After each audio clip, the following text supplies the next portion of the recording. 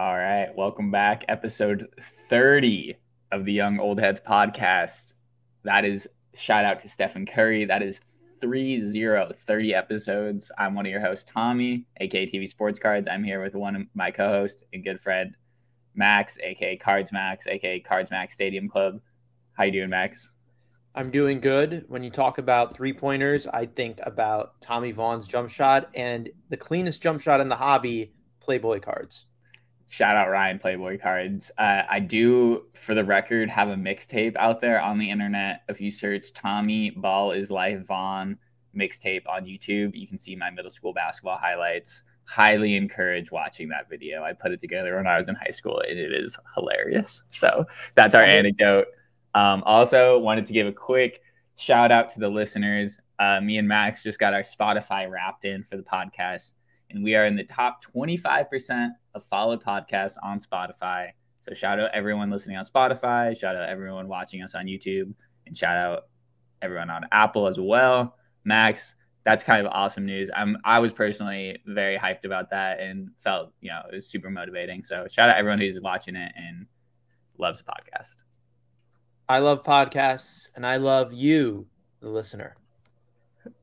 Well, Max, this is a big week for cards. Topps has decided to just shit out all the products this week, get everything out. You got a good reminder there that we need to turn our do not disturb on, but Max, there's some products. Sapphire came out, our Topps Chrome Sapphire baseball and Topps Stadium Club baseball. I know you came to the Twitter timeline this morning firing off takes. You want to give us the TLDR on what came out, and then we can start getting into what your thoughts on it. I fear even if you make me do the TLDR, I'm going to forget products. There was Sapphire Edition. There was Brooklyn Collection, which used to be Montgomery Club exclusive, but now no longer. That was kind of like one of the bigger, more slept-on stories of the week. I know I said that a little bit as an oxymoron, but Montgomery Club and what that's turning into definitely has some suspense in it. I know Stadium Club was today. I think out of all the releases, Stadium Club was one of the only releases that was like actually a planned hobby widespread release. I want to say there was a fourth, but I could be forgetting. I know F1, 2022 F1. 2022 F1 was also that day. Those were all four on the same day. That was on Friday, December 2nd. Usually Topps doesn't keep it all the way for the Friday, but that was, and then we also had a big week the week before with Jinter X, and I know this isn't a quiz, but there were a few others.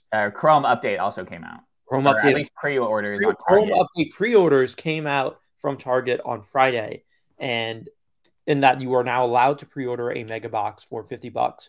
This is also the first year that we will have Chrome Update Hobbies, yes. Not sure if that's Target exclusive or not. I think that is probably going to be a Topps online exclusive, maybe a hobby shop exclusive. Simply because Mega has Target's relationship with Topps is, and I think even as parallel nerds, the relationships between specific distributors is very fascinating. Oh yeah, because we've had Walmart Blue parallels exclusive in the past, and Target Reds. Target throwback. People sleep on Target being the origin of vintage stock. Target vintage stock, the inception in 2015 Topps, and the Meyer and formerly Toys R Us purples. I saw a Instagram account that was like really is knowledgeable on parallels. Baseball at Baseball Card Addict. I didn't correct him in the comments, but he posted a purple Freddie Freeman, and he said it was a Meyer purple Freddie Freeman, and I really wanted to commit seppuku because that is a Toys R Us purple. Max will not stand you forgetting which corporate sponsor of which color parallel is which. But I remember being 15 to 16, Toys R Us going out of business and thinking like, where are the purple parallels going to go? Well, for a quick sec, pour one out for all Walgreens yellows. Have not seen Walgreens yellows in a minute. That is an L for the hobby, but just easily one of the most juiced parallels because in a hanger box, you would not just get, even especially in this day and age, golds are seeded about one every 6 to 10 packs. You would get 6 Walgreens yellow parallels in a hanger. I still have in my closet 30 2020 Topps Series 2 Walgreens hangers because I was bullish on Luis Robert, and that was my way of being optimistic on it. And that's tough Actually, now. just kidding. I wasn't optimistic on Luis Robert, but at $10 SRP, can't really beat that. If you want to watch a cool video, one of my good friends, Mark's Card Shop, outside of Chicago, at Mark's Card Shop on Instagram, he opened a 2011 Topps update hanger the other day. And if you want to see how much different retail is now versus then, watch that. See how many parallels he gets in that hanger that he opens. Didn't pull a trout, but some just to see like how loaded those things used to be compared to now is pretty cool. But we're getting back on track, Max. Chrome update, Chrome Sapphire. Dealer's choice. Give me a product. I want to start with Stadium Club because you said, hey, you proposed something on the timeline today. I want to just like throw that question out there, and then we can go back and forth on it. Yeah. So I think Stadium Club is obviously, I'm using this in very simpleton language, but a very interesting release, $5 word right there. In that, obviously, we have gimmicky products. We have, boxes and releases that are inherently have something changing about them that makes it more attractive so that Topps can market it different than a flagship release. We have Ginter and Gypsy Queen being catered towards tobacco products fans, even though Gypsy Queen fan base isn't really existent. And Gypsy Queen. I'm out on Gypsy Queen, but continue. Yeah, no, I'm out on Gypsy Queen too. It's kind of a worse version of Ginter, but like they have their things that they're altering about them. Mm-hmm. Obviously, Chrome Archives. Archives is a throwback to 3 different decades of releases. I don't know Heritage why. Is the same. Heritage and Archives is the same as Ginter and Gypsy Queen. You need to get rid of one of those, and it's like, why are you doubling down on the idea? Fire, all of these things, whether it's like a theme or it's an element, it's something to change up the product and rehash the same player checklist in a different format. But the gimmick with Stadium Club is good photography. It's like, okay, we're going to have above average photography and usually not have borders. I don't think Stadium Club's ever had borders. Not have borders. And that's going to be our gimmick for this product. It's like, wait, well, if we're going to have better photography, shouldn't we have this the entire time? Shouldn't we try to make these pictures as strong as possible? I'm not even saying this from a design standpoint. Of course, there's borders and I think the stock's a little bit better than the traditional white junky paper stock that they use for flagship. But let's put our thinking cap on. If we're going to make these cards better aesthetically looking, not necessarily like Tiffany stock, that's not really a gimmick. Better elements of quality control isn't a gimmick. But if we're going to make these cards aesthetically look better, and that's the hook, why don't we just digest these cards more? Why don't we collect these cards more? One of the biggest issues with Stadium Club is quality control, which is ironic given that I think the stock's better, but there's a lot of whiting and edging issues that usually happens with these cards. And the higher cost per card from an SRP standpoint, I want to say boxes are $90 to $120 on release, and you don't really get that many cards per box. You get like 50 or 60 cards per box, to my knowledge, and that's not very large. I could be completely off in that calculation, but you get way fewer cards than in a flagship box. So that was just like waking up, smelling the roses, and typing my thoughts for the morning. Yeah. So to continue what you were saying, though, which is basically you were saying, everyone always is like, I love Stadium Club. The photography is the best. This should be the most sought after product in the hobby for baseball. I think there's many different ways that I would refute that. I think you can go to your timeline and see which ones, everyone replied with some, but I think the 2 main ones are, Topps flagships around since 52, continuity, suck off continuity. And then I propose the reason that the parallels are just not good. The foil parallels as being the base parallels are really underwhelming. I think they could do tons of different stuff with it. I think I'd much rather see Topps Chrome parallels like negative refractors in Stadium Club versus in Topps Chrome. I think there's certain things that they should do to Stadium Club to kind of, they could do to make it a little better of a rip. I won't be ripping Stadium Club. It's not really something that I really get into too much. It's also kind of like, I don't know. Another thing is like Topps didn't make it for a while into the 2000s, and that's when I was ripping packs. So I didn't really have rip that much Stadium Club. I don't really have any nostalgia for it. I know there's heavy nostalgia from like the guys who ripped it in like 91, 92, 93, those designs with like Griffey and stuff. Those are pretty iconic sets. So I get how it's kind of like the nostalgic set for people who were ripping in the early 90s, but I don't know. I'm not into it. Chrome is not bad, and there's some good cards like the Soto Shuffle throughout the years there's some good ones. I know you were a fan of the Judge, but where would you rank Stadium Club Max in your like Topps baseball product kind of like hierarchy? Everything's below Topps now, which is obvious and a given. Obvious. Just simply from a print run math and nerding out on that and being able to gamble with proper expected value standpoint. I'm not saying what anyone should collect. I'm not saying this from a bastion of intelligence or saying of authority or any like collect. Just what do you collect? Yeah. That's what this is about.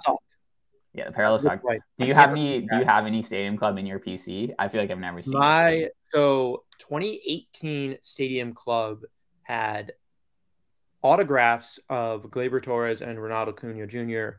in the normal autograph checklist, and they weren't short printed, but they're non-autograph cards where you can be subjective, short printed or super short printed. And I don't have the Smiling Gleyber, which is a really, really cool picture. Or actually, I don't have the Acuna either, but I do have the gold minted 29, and also those 2018 cards of Acuna and Gleyber don't have parallels. I do have in 2019, before, granted, Stadium Club's Chrome's first year was in 2020. So the only first year, they've done it before. What was that? I said they did Stadium Club Chrome like way back before, but that was what do you mean way back before?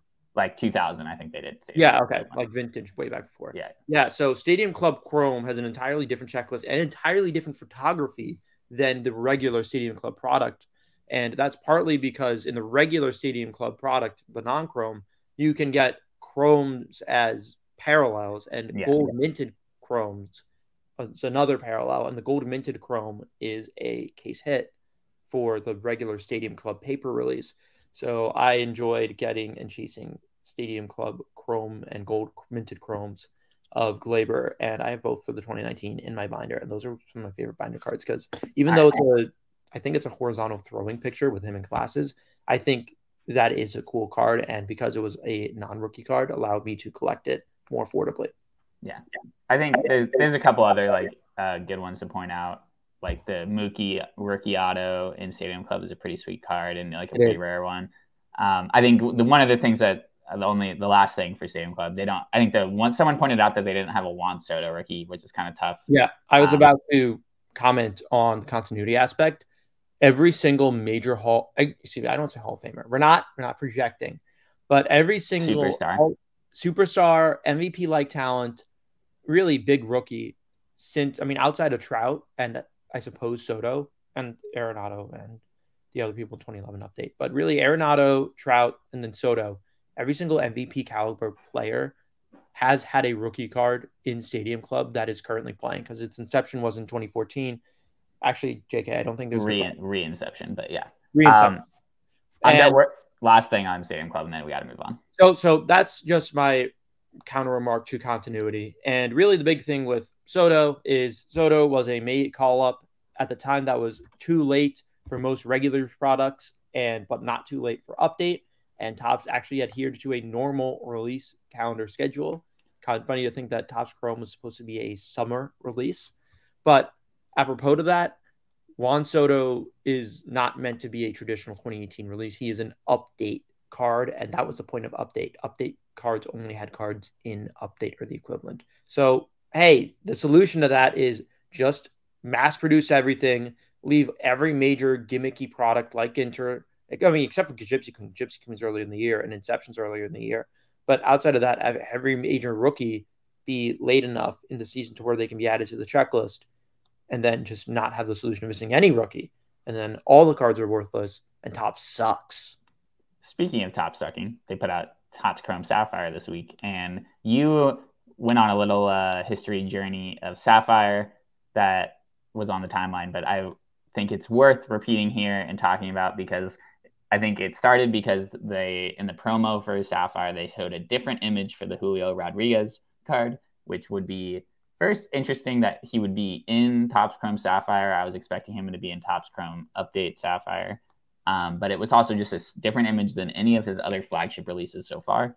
So they brought up a question of, is there too much Julio Rodriguez images on Topps flagship looking cards this year? Is that going to harm certain ones over time?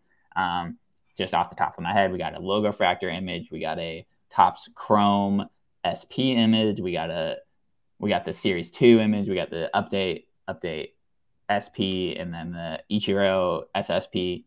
I don't even know how many that is, but that's a lot. If we're adding in a Sapphire, different image into the whole thing. You went on a little journey with Sapphire where you were talking about the origins of what images they use for rookies.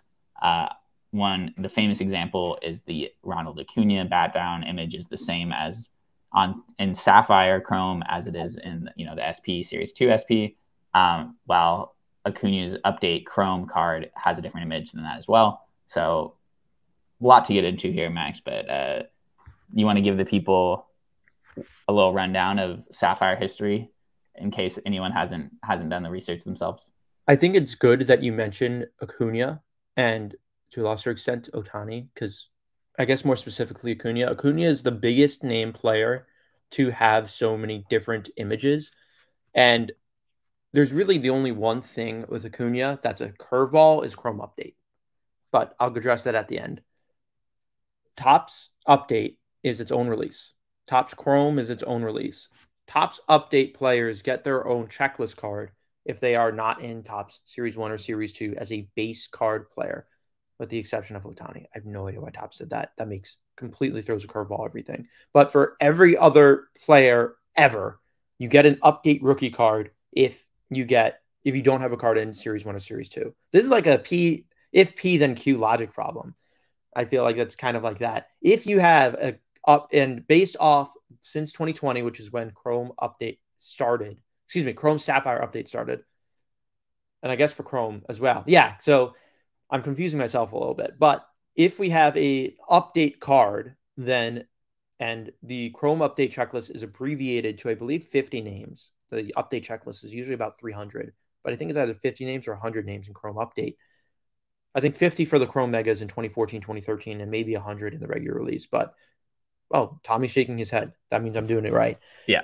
With those numbers, if you make that cut to the abbreviated checklist, then your image will be the same as the update card, with the exception of Acuna. With the exception of just Acuna. Acuna, I believe, is the only exception. Topps Chrome, non-update, is its own individual release. If you have a card in Series 1 and Series 2, you can still be in Topps Chrome and have no relation to Topps Update or Topps Chrome Update. That's why we see cards of your traditional Chrome players and you don't have update players in there. But since it is a summer release that is later in the release schedule, as well as there previously for the longest time up until 2013, only being one Chrome release, a later player, if it gets called up in April or May, then they will be included or can be included in Chrome. So we have some cases like Nolan Arenado, who was not called up early enough for Series 1, Series 2, called up within the time frame of being able to be included in 2013 Topps Chrome. Since he didn't have a rookie card in Series 1 and Series 2, he can then be an update, and then Chrome Update is an abbreviated copy of Update, so he has his own Chrome Update and Chrome cards. That's where it makes sense. With the short prints and the image variations, that's where it gets a little bit more confusing. Chrome is its own checklist. Ronald Acuna Jr. has his own Chrome card. I'm going to mess up Acuna's. We're in so deep into P. If P then Q logic right now, but I love it. Keep going. We're so deep in the if P then Q.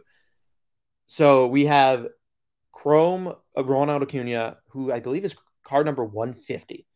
That's its own card. Everyone knows. Obviously, all young old heads listeners know that Bat Down Acuna is card number 698 in 2018 Topps Series 2. Everyone knows that. And you should probably know Bryce Harper 661 because of how much I talk about it.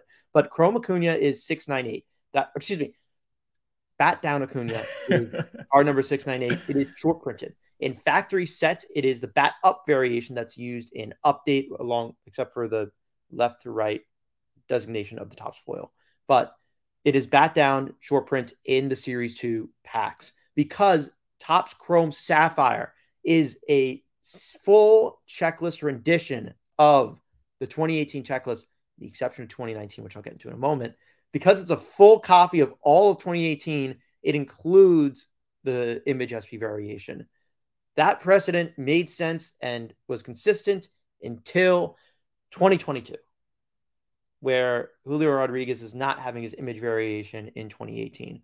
In 2019, they did it with Vlad, and they kept the no number short print, and they kept Acuna and Gleyber's in 2018. So that's where part of the continuity ends.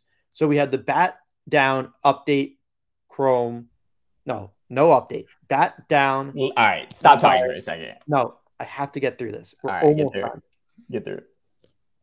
Sapphire Edition is a rendition of the 1 to 700 set. Update is a rendition of the abbreviated set of the paper update set. Then Topps throws a curveball by having the smiling Topps Chrome update Ronald Acuna Jr. smiling picture. And that's the only inconsistency in the entire thing, because update Chrome cards are supposed to have the same image as the update paper. Yes. And I'm sure there is another example of that happening, of like a guy having a different image in Chrome update than he did in normal update, like with Acuna, but just like is like a less heralded player. I'm sure there's another example of that happening. Gleyber Torres is an additional fielding base card. That's weird. In Ohtani, it makes sense that he would have different images because he plays two different positions and like two completely different positions. Because both of those pictures are pitching. And the card that is just as valuable as the pitching cards is the rookie debut where he's batting. Yeah, we got to. I feel like we got to at some point do a rookie debut deep dive, because I think that's a whole nother world that we can get into for another episode. But the last thing I want to address is that 2019 is the first year of the mega box type format for Chrome So there was for Sapphire. You're talking for Sapphire. For Sapphire. Mega box Chrome Sapphire update configuration. No update configuration. So because there was no Chrome update, and they wanted to have Sapphire rookie cards of top rookies like Brendan Rodgers and Austin Riley and Keston Hiura, my favorite, they wanted to ensure that they had Sapphire rookie cards. So they have their own image that isn't used in update at all, but exclusive to Chrome to Chrome Sapphire. Yeah. But they, I guess, resolved that problem by making it Chrome Update Sapphire and not needing to shove update names into Sapphire. Yeah, there's a lot going on there. I think I'm going to just let people do their own research now, because I think we touched on the main things, other than the fact that I think a key point that you didn't totally clarify is that the first releases of Sapphire were complete set only buys. So the first couple of years, when I think it was 16, 17, right? Correct. You only could buy Sapphire if you bought a whole complete set, and there's like a limited amount of them. Is that how, would there be like inserted parallels then in the complete set, Max? Do you remember? Yeah, there were. Now you're testing my history, which I don't know as well. I believe in 2016 and I think 2017 as well, it was just gold Sapphire out of 5 and superfractors. So those would just be randomly inserted in some you capacity. Would eat like one. No, it was like 13 per box. Jeez. And then I think 2 superfractors. Talk about some crazy shit. Because think about those back pages, Eric. He was telling that everyone on the timeline about how those first Sapphire edition or the first Sapphire like complete sets were on Black Fridays back in the day, being sold for $500. So talk about a good buy at the time. If you would have bought one of those complete sets for $500, you would be chilling right now. But the combination of Sapphire's rise, which people should look at, because the fall of Sapphire really starts at 2020. It starts at COVID because of Topps trying to charge $350 retail for a box of Sapphire, and not many people really wanting or having it, even with an okay rookie class, because people saw the print run spike. But 2019, Topps Chrome Sapphire boxes, and for the first time in the mega box like configuration, with 32 cards, 1 guaranteed autograph, and 1 technically not guaranteed but always in every box parallel, were $50 SRP at retail. One of the biggest. They were not retail. They weren't retail though, right? Retail, that's $50 from Topps.com. Yeah, just from Topps. Okay. Yeah, retail price. That's what I meant. Yeah. They sold out in 7 minutes. That makes sense. I mean, at that time with that class and everything, that makes sense. Where were you? You weren't collecting cards. No, I was not about it. I was the card veteran. Was that crazy to you at the time? You were like, oh shit. I was expecting a drop on that Thursday at 11:30. I made the mistake of dropping organic chemistry, but still wanting to absorb as much information as possible. And I dropped it, but I could have dropped it like a day. I didn't process the drop, so I wanted to go to the class anyway. Yeah. And my class ended right at like 11:45 or something like that. And I missed the drop. Damn. That pained me. That's I'm like, wow, I could have just flipped these for like $200 each. They were like $250 to $400 immediately after. Secondary market immediately after. And I think they were consistent. They were consistently a $1,000 box for a good bit at COVID. Damn. That's an L for you. For $50 retail. And also because people were getting them at $50 a box, and because there wasn't really a resale wax market, the only resale Topps.com arbitrage back in that day was Ginterex. That was it. That was like the only one where like you had like resales higher than. That is the only Topps. One where it's like it's going to sell very quickly, or give or take, and very quickly was like a few days. Yeah, I was like, man, I should get a box of Ginterex for my birthday. That's gonna be so cool, and I get a guaranteed auto, and the cards are super short printed, and they're all black, and they're cool. Yeah, but I didn't get a box of Ginterex for my birthday that year. But that, and I suppose Sapphire was expected to be. Sapphire was a curveball that year, but because it was $50, because a lot of collectors hit it, and a lot of people enjoy ripping wax. I don't know if I would have ripped it. I probably would have, honestly. At $50, it was a can't lose box. And that made a lot of people enjoy the product. That was Topps throwing the baseball card or a bone. And with so much influx in the market and so much being braked, I don't want to say brocked. I don't know what the past tense. Braked. Past braked. Tense. I think braked is it. When you're joining breaks, they're breaking you. They braked the box. I got this in a break. They broke the box. Yeah, they broke the box. It's broke. Yeah. It's broke. Broke is poor people. but that led a lot of influx into the market, a lot of positive enthusiasm for collecting, and that in conjunction with Bat Down Mania in 2019, making people want 2018 Sapphire. All this hype with 2018 Sapphire made people want 2019 Sapphire and a lot of hype. Topps throwing it at an affordable price point and it being the product of the year, people wanting to rip it, and then boom, same product, print run higher, 2020, 7 times the price. Crazy. And it's interesting to give that history because I think for a lot of people, it's kind of taken for granted. Oh, flippers got it back into the market. And that's kind of how cards started to boom again. But it's interesting to see like which products kind of are the first to be able to be resold. So Sapphire being kind of one of the first products to give you that like 50x return on or whatever on investment or whatever 10x or whatever. But that's pretty cool to hear, and I didn't know that history myself. So thanks for that. But Max, this week I want to hear your pickups. I'm tired of talking logic. Let's talk about individual cards that you bought or sold this week. Individual cards that I bought and sold. I haven't bought too much. I was at the Philadelphia card show yesterday. I left my house to go to the train station at 5:15 a.m. and I arrived back from the train station at 12:30 a.m. on the Sunday morning. It was a one-day bender.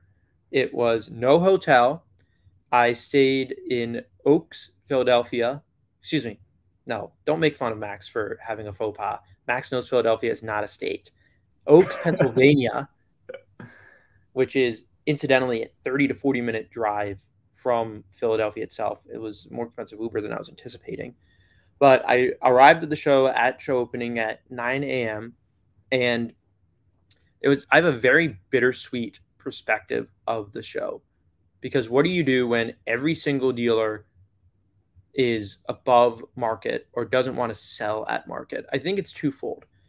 There's the usual dealers that have the same filled showcases with really, really, really cool cards, but they say their asking price. They don't care what the last sold is. They don't have any adaptability to whatever the market is. And yeah, their cards are really cool because they bought in 2004 and they kept buying and stockpiling, and now it's worth more, but they're just showing off what they have and they're not really as motivated to make a deal, but they'll buy your stuff at 40% comps. And then there's the more common dealer that I saw, which still leads to the same outcome of no sale. But oh, I bought my Patrick Mahomes hollow optic PSA 9 at 900. They're at 600 now. I can't do any lower than 900, which shows a little bit of recognition that the market is what it is, but they don't want to sell that low. Yeah. Same outcome of not buying the card, but it shows that the dealer doesn't want to both give up and take the loss, which I guess is sometimes situationally foolish, but also that they are doubling down. They have enough faith in the card and in the card market for it to go back up, which forces the buyer to either buy one at auction, which isn't a problem for relatively common cards, or for the market to pick itself back up. I'm sure if these things kept falling and falling and falling, then maybe there's some adjustment. But the recognition of some cards tanking, especially more short printed cards, and not wanting to adjust is a positive for the market because it's showing that these eBay auctions are ending lower than people want, and people would rather buy them up again. Yeah. I think that's a good like dichotomy to show like the two different sides of the people who are holding through this, what is like kind of a downturn in the market. So what did you buy? Anything? Nothing? I bought one bulkish deal at, I bought some slabs off someone. I bought about $1,000 worth of slabs. It includes a PSA 9 gold Soto US 300, which is kind of cool. Pete Alonso Chrome Auto PSA 10. I don't think, I may have to double check. I don't think I had many, if any, showcase buys. I bought a set of Christian Pulisic 2016 stickers that really aren't worth much, but maybe I just thought it was an eBay dollar box grind, and some more of it small value bin items. And oh, now I know what I bought. I bought a very fun card. You know what I'm referring to, Tommy? Not off the top of my head. I'm sure I liked it on the timeline, but I can't say I remember exactly what you're talking about. Okay, shame on you. I bought a shame on you for not knowing my shame on you for not being as invested into what I buy as you do. I bought a 2018 Topps Allen Ginter double rip card. Oh yes, how did I forget about this? With Chris Bryant on the front and Ryan Sandberg on the back. I have never engaged in a rip card in my life, and this was a double rip card. I knew that Acuna and Ohtani were on the checklist, and the Acuna, sorry, can I set the stage real quick for this? You can't set the stage. So you got this 2018, right? 28, yes, it was 2018. And it's a rip card, so there's a couple mini cards inside of the card, inside of this like bigger card. And when you say that Acuna and who's the other guy on the checklist? Soto? Ohtani. Soto. We just talked about Soto with me. I'm sorry. Yeah, you are. We are so deep in logic right now. I'm tripping balls. But if P, then Q. You mean they're on the checklist as in like you could get their mini card, possibly an auto, on-card rookie auto inside of that rip card. So it's kind of like buying sealed wax, but it's a card, right? Yeah. Yeah, there you go. So how much you get it for? What was I was looking at some sales. I think I didn't even check 2022 sales, but I think the average 22 sales like 50 to 70 for a single rip. And the 2018, I think I saw one single rip for 130, one single rip for 70. No, I saw a single rip for 70. I saw a single rip for 100. And there just weren't many recent sales at all for this because it's such like an older product. Maybe I could have sold it for more. I don't know. But I told him, I was like, I'm ripping this now. It's like, that's a fun wax, not wax, but ripping and gambling. That's a fun when is the next time I'm going to see a 2018 Topps rip card for Ginter that has Ohtani and Acuna autos as the upside? So I ended up getting it for 130, which I think was very reasonable given. I didn't tell him the sales, but I saw the sales were 70 and 100-ish for any recent sale from a 2018 flip. And I assume like none listed or whatever too, probably. I didn't check. But The thing with a rip card, though, is you are ripping the card vertically down. The 2022 rip cards now, and I think some of the older years, only have it so you rip the back, or at the very least, the single rip cards have it so that you rip the back. Yeah. And it doesn't damage the front of the card as much. But I defaced Chris Bryant. I peeled him off. I peeled Chris Bryant off. I see the Cub in there, and I'm like, is this Ernie Banks? That'd be sick. That would have been sick. It was a Wilson Contreras red auto out of 10, not rookie, in there, which is still sick. It's still sick that I pulled a auto, period. But I ripped the Bryant off the card. Maybe that wasn't right because people like it when it's still on the card, but I still have the Bryant part of it. And on the Ryan Sandberg side, it was a Paul Goldschmidt mini variation. The big thing is, so the lowest type of card that you can get is the minis from Ginter of a certain checklist. Just like a base. No, mini. Not like a base. Yes, it looks like a base. It looks like a base mini, but the images that they use are exclusive to the rip cards. Okay, that's cool. I believe I'm testing my Ginter knowledge here because I don't know it as well. We just wanted to do an episode where you could say Ginter as many times as possible, so that the people that call it Allen and Ginter can get as pissed as possible at you. That's the whole purpose of this episode. Get annoyed. At least Ronald Acuna. I think I said that. Oh my god, we are just putting Max's But I know there's an NEA on the end. There's an NEA on the end. There you go. I took Spanish in my times at high school and university. Good shit. But in regard to that, there are metals, I believe, are only exclusive to Ginter X. Okay. Stained glass are exclusive to. I think stained glass are exclusive to rip cards. I'm not a rip card veteran, so I don't know the stuff. The funny thing is, the wood minis are exclusive to 2018 Allen Ginter, but 2018. I don't know if you know this, Tommy, but one of the biggest scandals, not scandals, but like finger wag by the collector at Topps, is the wood mini are one of ones in Allen Ginter, and they are heavily sought after. They're chased. Ginter community loves them.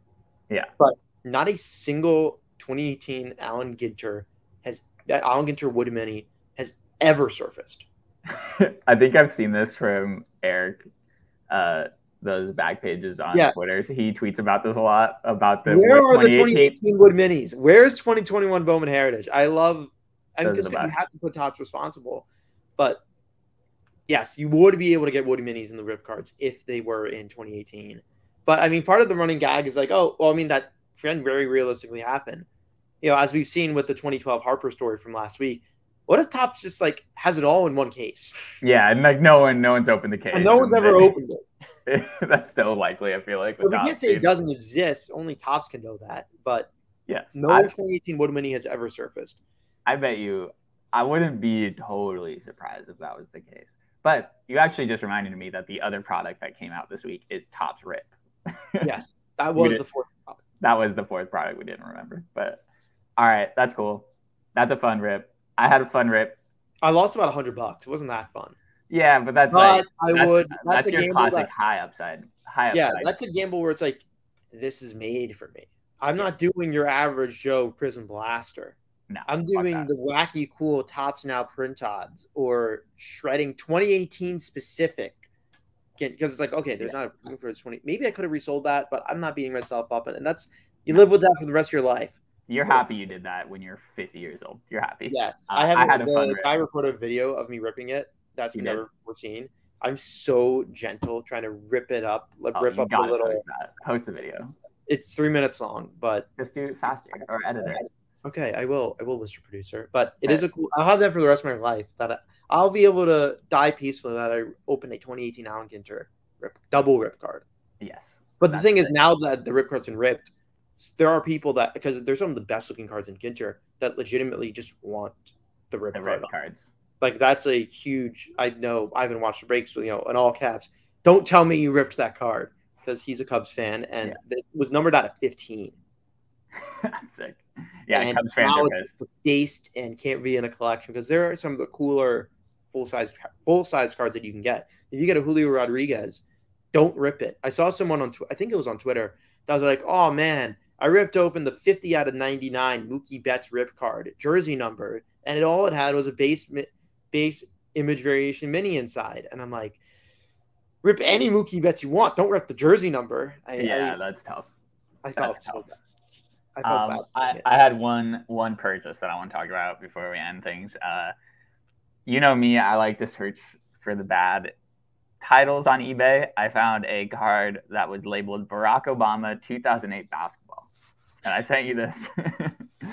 That's the title, just Barack Obama 2008 basketball. Yeah. It's a basketball card. It is the image. It was the Obama card that we talked about way back that I said is the best Obama. It's an SSP from 2008 Topps basketball, and it's him shooting a basketball with the 2008 Topps design. It's a sick card. I think it's an SSP. I think it's the best Obama card. PSA 8s have been selling for around $500. And you got it for 300, right? $300. Zero feedback. Someone who's in the description says, got a bunch of cards from my uncle. I'm selling them here. The title's Barack Obama 2008 basketball, but it's authenticity guaranteed. So I'm like, all right, worst case scenario, it goes to CSG. They say this title is fucked up or whatever.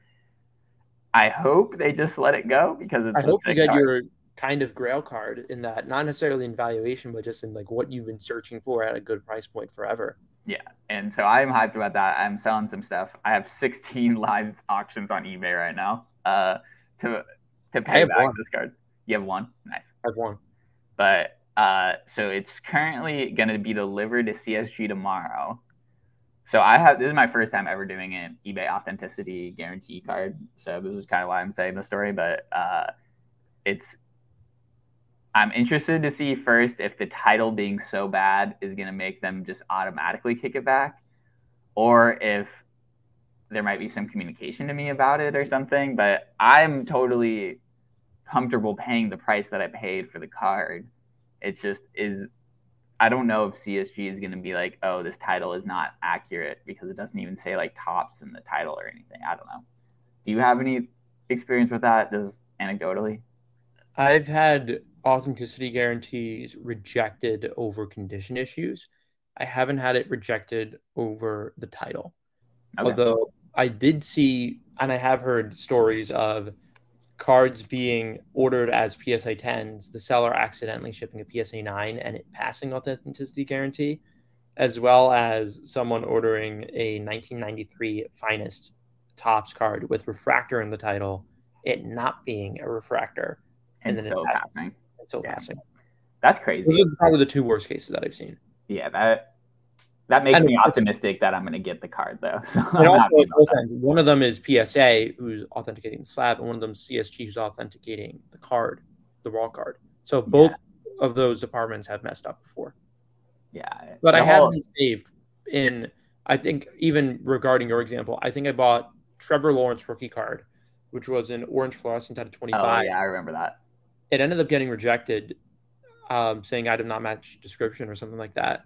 But I saw it. Actually, I don't know if it said item not pass description. I think it said just not pass authenticity guarantee. And then it was relisted this past week. Similarly poor title, but there was massive like creasing condition issues, and the seller used really bad pictures for the first time. And I have to presume that he got it rejected off condition. Yeah. Which is great because that was not an acceptable condition card based off the relisting. That makes sense. Well, I'm hoping I get the card, so stay tuned for next week. Hope's not a strategy. Very hyped about next week. We are going to be having on Pokemon connoisseur / businessman trading card Joe. He is going to answer all my questions about Pokemon, banter with Max about buying and selling strategies. If you are into... if you're intrigued by Pokemon at all, even if you only collect sports cards, I think this will be a cool episode to listen to like kind of learn like the similarities and differences between the Pokemon and the sports card world. It's a gateway drug. I'm excited about it. If you have especially because Tommy's not a Pokemon guy. Yeah, this is going to be catered also to the non-Pokemoners. Yeah, I'm like an intermediate Pokemoner. Yeah, we're gonna I'm ignorant. Max is educated. Ish. Joe is elite. Genius elite level. And scaling his business, and also is launching his website. Yes. So shout out Joe. He's gonna be on next week. If you have any questions that you'd want to ask Joe, feel free to reach out to me and Max this week. But other than that, 30 episodes, man. This has been fun. Half a year. Every episode, half a year. But yeah, this was fun. If you want to yell at Max about his pronunciation of Allen and Ginter, you can reach him at CardsMax on Instagram and Twitter. I'm at TV Sports Cards. And then we've been popping off on YouTube. I've been doing a lot of shorts on that on Instagram too. So check out our new Instagram at Young Old Heads Podcast. And we'll see you guys next week. Be a lover, not a hater. But love your haters. All right.